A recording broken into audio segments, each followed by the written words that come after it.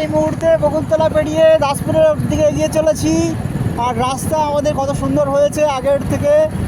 রাস্তা এখন লাইট রয়েছে, যাতে আমরা দিনের মতো দেখতে পাচ্ছি, পরিষ্কার রাস্তা। হ্যাঁ, কোনো সমস্যা নেই। তো আসুন, সুন্দর রাস্তায় ভ্রমণ করার আনন্দ উপভোগ করুন। ধন্যবাদ।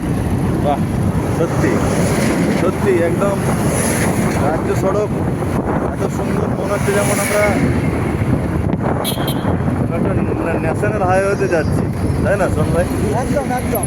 মনে হচ্ছে এরকম রাস্তাঘাট হলে মানুষের যাতায়াতের সুবিধা হবে, কম সময়ে পৌঁছতে পারবে এবং আনন্দদায়ক হবে। যাত্রাপথ আনন্দদায়ক হবে, ঠিক আছে, সুখকর হবে, হ্যাপি জার্নি। ঠিক আছে, মানে সেই স্বপ্নের সোনার ঘাটাল লাগছে। হ্যাঁ, এই তো ঘাটালের দিকে আমরা এগিয়ে যাবো। এখন এই মুহূর্তে আমরা দাসপুরে ঢুকছি।